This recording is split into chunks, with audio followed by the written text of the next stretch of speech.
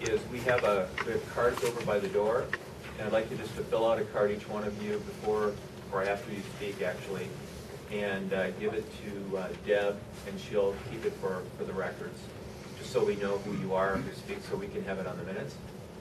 So, having said that, whoever wants to go first, and I just want to also mention to what I said in the discussion about the forum, that just so expectations are clear, that we aren't going to be acting on anything. We're just taking information in at this point, and there could be a referral to staff for something that needs to be done. So, having said that, I just want to set expectations. Where do you want me to sit? You know, you can be, actually, if you want to grab that chair, and you can sit, if you want to, if you can move down a bit, good, get right inside. You just move right next to Peggy there. Thank you very much, Dave.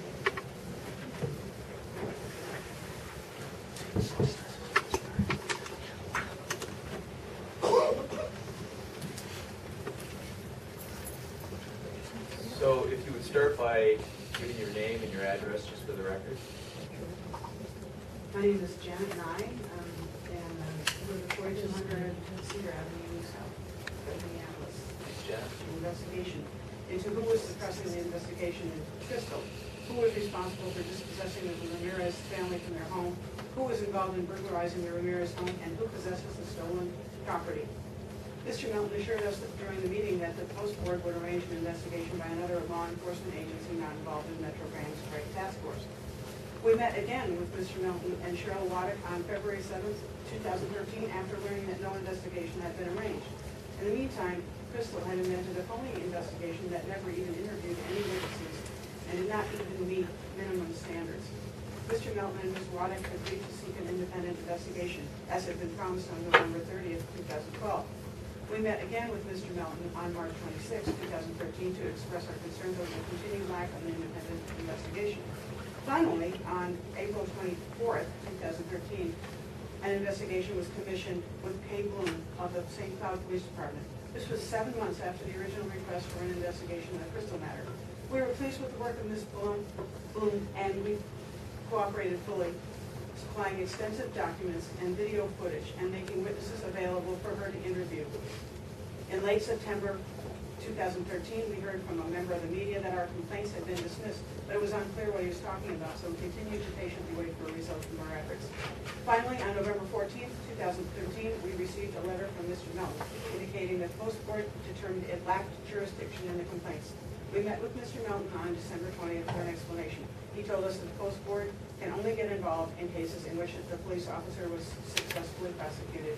And now Mr. Vicking will speak.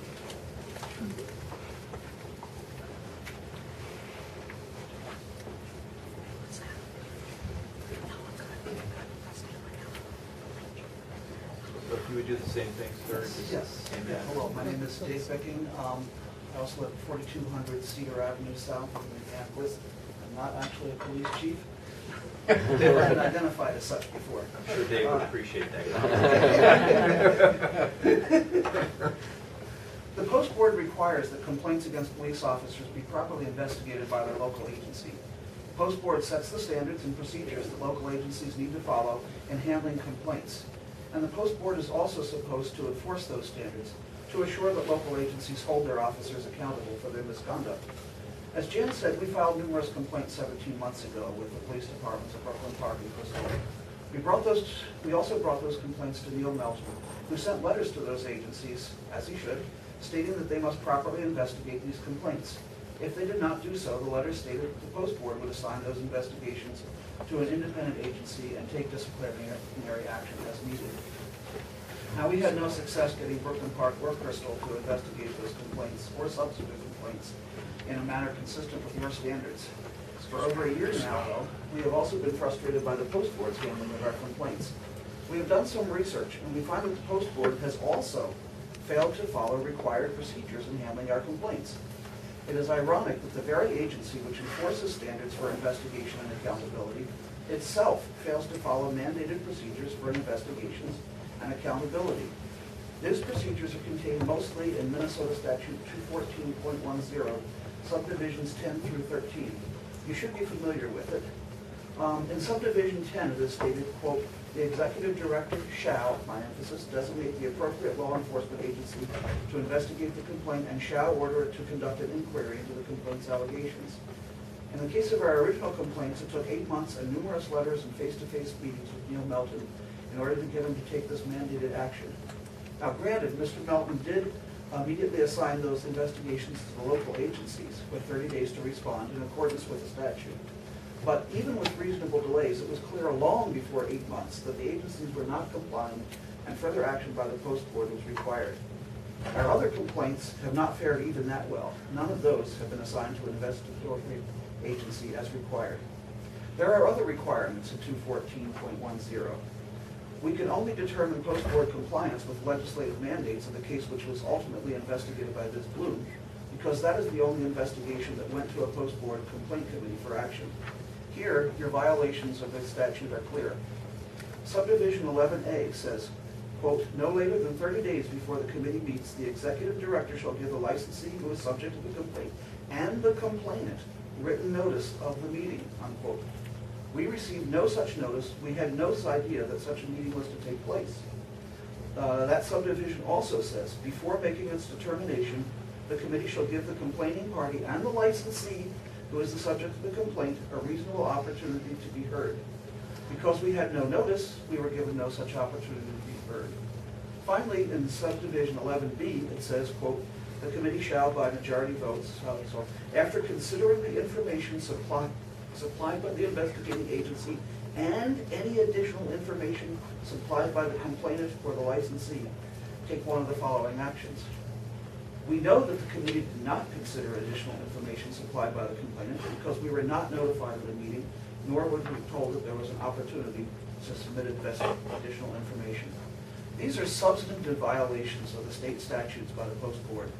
They have gravely influenced the outcome of these complaints, both the complaints investigated by Ms. Bloom and the complaints that received no action. We therefore request of the board that the complaints investigated by Ms. Bloom be reconsidered following proper legally mandated procedures. We also request that our other complaints be promptly investigated and handled in accordance with state mandates. We bring this to the attention of the entire board today because we ask you to assure that your executive director, Neil Melton, takes these steps. We are told that the complaint committee did not see the video that we submitted that shows a particularly egregious violation by Officer Greg Burstad. We were intending to show that video very brief video to give you a feel of how important it is for the board to take action. Are we set up for that, Phil, or should I go on? I could give a brief description of it. If there is a place where we can set up a projector, then we can show that video. Yeah, probably in the interest of time, I should go on right now. You know, what I'll do is just have if you want to give us a copy of that, then we can certainly look at that, but I just want to take the oral discussion, and what I would also ask you to do is, if you can send me a copy of what you have today to me, and I'll speak with Mr. Melton and we'll talk about it. So I just want to give you a heads up. That's how we're going to take this from here. So, and if you could forward that to the rest of the board as well, we'd appreciate that. Yes. Yes. You can just send that to me, and then. So if you could send us a copy too of what you're talking about. I'm pretty sure Mr. Melton has seen it himself, but we can provide another copy. Yeah, That'd be fine. Mr. Beck, you can continue. So, Sorry yeah, to so interrupt you. just a brief description. The video shows a particularly bad incident where Officer Greg Burstad brutally beats a man who has totally surrendered with his hands up in the air. The video shows it clearly, and no action was taken by the local agency other than to, I think, discipline him for not properly reporting the use of force, but not for the use of force itself. So, to go on, at our latest meeting with Neil Melton, we were told that the post board can only take action against an officer if that officer has been convicted of a felony. Now, that is not true. A search of the state statutes shows no statutory basis for that conclusion. Most of the standards of conduct which constitute grounds for disciplinary action are laid out in your Rule 6700.1600. Many of those standards are based on a felony conviction. There's, being convicted of a felony or gross misdemeanor in the state, number C, number F, being convicted of a state or federal narcotics or controlled substance law, etc. But there's others that are not. It's H, violating any order issued by the board, N, engaging in sexual harassment, O, using deadly force when not authorized. But most importantly, it says in Administrative Rule 6700.2600, processing of complaints. Complaints which allege misconduct by a licensee shall be processed according to the agency's written procedures. This is what wasn't done in these cases. Failure to comply with these procedures or any other provision of Part 6700.2000 and 2500 shall be grounds for disciplinary action against the chief law enforcement officer's license. We ask you to take that action. We were not told ahead of time that the board could only act if an officer has been convicted of a crime. Were we just being toyed with? I mean, it didn't take an investigation by Ms. Bloom to conclude that Greg Burstad had not been convicted of a crime. It would also be ridiculous to limit post-board action to those officers convicted of crimes. These would be the cases where local accountability has worked. Those agencies that won't even investigate and discipline an officer certainly aren't going to prosecute them, and so that officer would never be convicted of a crime. And if a local prosecutor took the case, the agency employing the officer would probably not cooperate. That's what we generally see. When local accountability has resulted in a conviction, the board need only act in an administrative way to revoke the license. The post board needs to act in these cases where local authorities have failed to act, whether through discipline or criminal action. To the extent that your rules limit the standards of conduct that you address, such as criminal conviction, you can make changes to those rules, and we ask you to do so. And Michelle Gross will just wrap up briefly with a more recent case for your board. Thank you for the opportunity. Okay, thank you.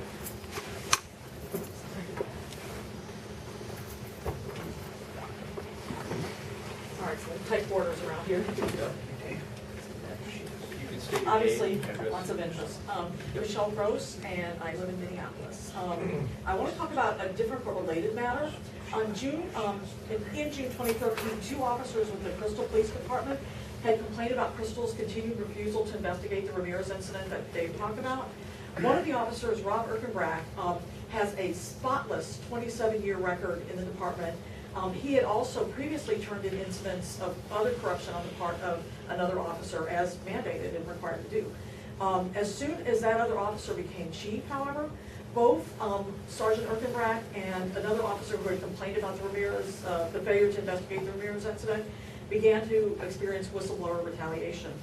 Our organization, Communities United Against Police Brutality, stands with officers who do the right thing.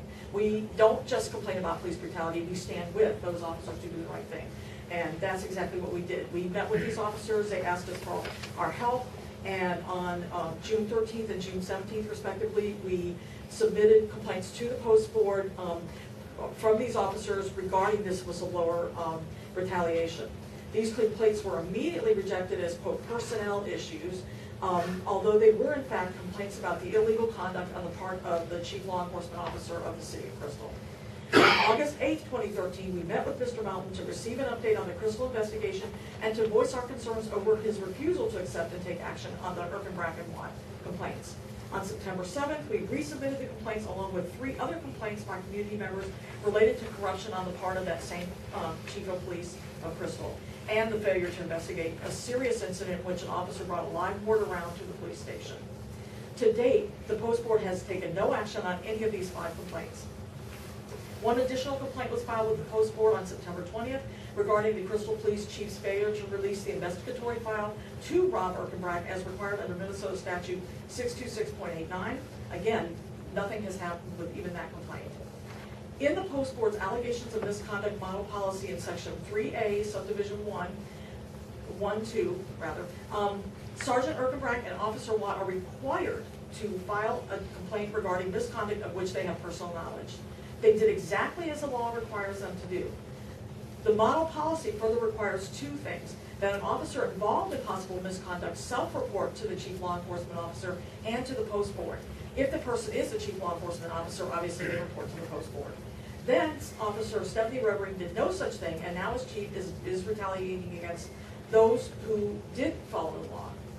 The second thing that the law requires is for the city to refer complaints against the chief law enforcement officer to an outside law enforcement agency or criminal justice agency. Crystal has not done that either. In fact, Crystal refuses to even assign the complaints administrative file numbers or otherwise treat them as actual complaints. The post board should have acted on these complaints. They are well within the mandate of the post board. This failure sends a very clear message to officers trying to do the right thing. Even when the law says you have to report, the post board isn't going to enforce it. They aren't going to make you do it, and furthermore, they're not going to stop the chief law enforcement officer from retaliating against you, and you'll be out on your own. I'll give you one more minute. This is a terrible message that damages policing and all of society. We urge you to take action on the 6 complaints you've received from Officer Watt, Sergeant Erkenbrack, and the community. We must insist on a reconsideration of the Ramirez complaints, as Dave discussed earlier, and the community is expected to follow the laws and rules of society, and you must as well. Thank you. Thank you very much. Quick correction, I thought I'd heard Neil Melton say that he can only act on officers convicted of a felony. I understand it was any crime that he said. I'm sorry about the No, error. that's fine. Thank you. We So, have one last person that is Nope. going to present you with a letter. we're done. Yeah, I mean, we'll take. He's actually just going to present you Yeah, with a if letter. you want to give that, if you want to give me any of the information that would be helpful, sounds good. And if you want to give me what you had too, so we can have it for the record. I'll have to send that to you later. Okay, I don't have that's time fine. well enough. Yep. And you can find my email address right on our website. Great, thank That'll you. go right to me. So I appreciate you all being here today. I know that we have investigated this, and I know that Mr. Melton has spent a lot of time, as well as other officers, investigating this, and I'd be willing to read the material, but I want to make it clear that sometimes people don't like outcomes, but the process is followed. So I'm not saying, I'll read what you have, but outcomes are different than process. And so I'll be happy to read it and talk with you if you want. With all But due respect, sir, understand- people understand outcomes if the process is followed, Right. but the fact that we were never notified of a meeting means right out of the gate that the process was never followed. I appreciate Thank it. you. We'll look at it. I don't believe we ever complained about the Sir, outcome. I We gave you an always spoke about opportunity. process. I gave I'm you sorry. opportunity. Okay. Okay, thank you.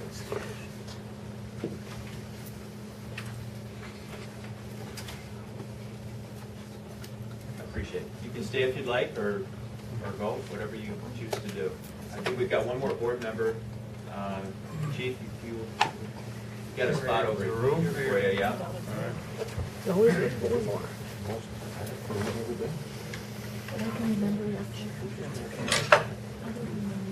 Okay. Next item on the agenda is approval